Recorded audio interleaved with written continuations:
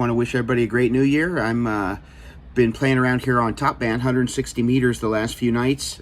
This past weekend was the annual Stu Perry winter edition, which is a 160 meter distance challenge, and I didn't have a 160 meter antenna. I normally install my 160 antenna in the field behind my house in the wintertime. It has elevated radials. I remove it in the springtime because the deer start to run, and it doesn't stay up during the summer, and I usually put it up on Thanksgiving. Well, this year life got in the way and I wasn't able to install it for Thanksgiving. Here it is, 2024 January 1st, and I managed to get something up this past weekend.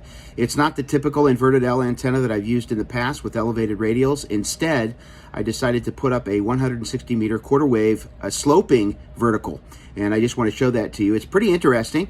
A bit makeshift, as all of my antennas happen to be, but it only costs about 15 bucks to slap it together, and best of all, it works pretty well on Top Band. I tried something different this time, which is I have a vertical radiator in the tree, and it slopes down at about a 45-degree angle to a feed point. The feed point is nothing more than a piece of coax cable that is connected one side to the vertical or the radiating element, the other side to a single ground radial. And the single ground radial is a piece of wire, and it hasn't even been cut off the spool. All I did was spool out the wire about 125 feet, left the spool on the ground, came in and checked my standing wave ratio, and when I wanted to get it tuned to the portion of the band that I needed, I simply coiled up a little bit more wire or extended a bit more wire on the radial, and that is how the antenna is tuned. It can't get much easier than that. It's fed with RG58 coax because that's what I had on hand, about 100 feet of it.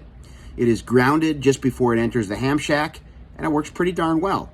So let me show you this lash up of an antenna that I made, the $15 special. Let's start out by talking about the kind of string that I use to get up over the tree branch. Again, these are temporary antennas, and I'm using this thing called Gorilla Tough, 80-pound test, camo-colored fishing line, basically. And this stuff is really strong, 80-pound test. It's super light. It tends to not tangle too easily. You can tie knots and untie them. So that's what I'm using, and this stuff isn't very expensive. It's probably $3-4 bucks, $6 maybe for a roll here. And that's what I use to go up into the tree. I also use some fishing line for my actual antenna. It is number 26 or maybe number 28 multi-strand copper fishing line that is used for deep sea fishing. It works great for temporary antennas. It is very lightweight, easy to haul up into a tree. It is strong, easily more than 80-pound test, and it just seems to work very well. And so that's what I've been using. I've got a couple thousand, I think it's a 2,000 or 3,000 foot spool, and I tend to use that for makeshift antennas because it's very inexpensive. I can cut off some antenna wire or experiment with it. When I'm done, coil it up and chuck it in the garbage, and off we go. All right, so let's go outside. Let's take a look at this makeshift antenna that I put together. I'll show you what I'm doing. What I've got here is a choke that I always put on my feed line before it comes into the shack, and that's a Mix 31 choke.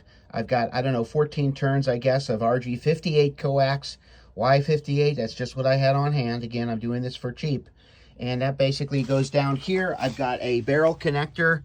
I've got a hose clamp that connects the barrel connector to my ground braid, and that goes to a ground rod. So my coax cable actually, even though it's choked off, it acts as a second radial for this antenna. And there's the ground connection there, and then of course my radial goes out here, my coax rather, and that goes out into the yard. Yes, I had a water pipe issue, so my yard is all dug up here. Let me show you the antenna. You're looking at the business end of the antenna. What that is another Mix 31 choke to get rid of any common mode current, then a coax barrel, and then just a short length of coax cable, and then an insulator. And the insulator goes and ties to the antenna, and you can see that antenna wire pretty clearly. It goes way up into that big tree, about a 45-degree angle. It's 130 feet in total length, a quarter wavelength for 160 meter top band.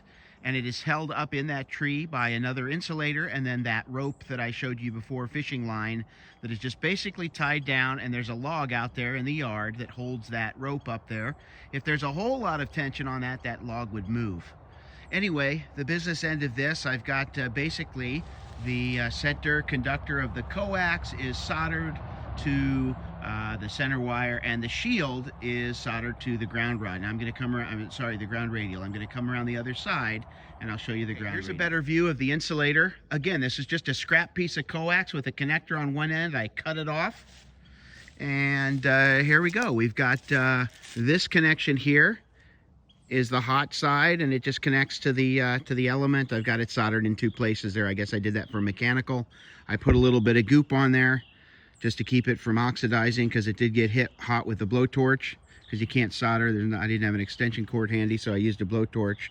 And then I've got the shield of the coax and the single ground radial, which goes out into the yard. It's not elevated, although I have had luck elevating it.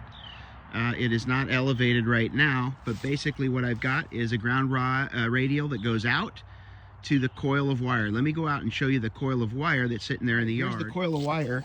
This is that fishing wire. I don't know what they call this stuff, but it's basically just fishing wire, trawling wire. They use that for deep sea fishing. I think it's 5,000 feet or 4,000 feet on that roll, almost a mile. I mean, it's a mess of wire, but again, I don't cut it off.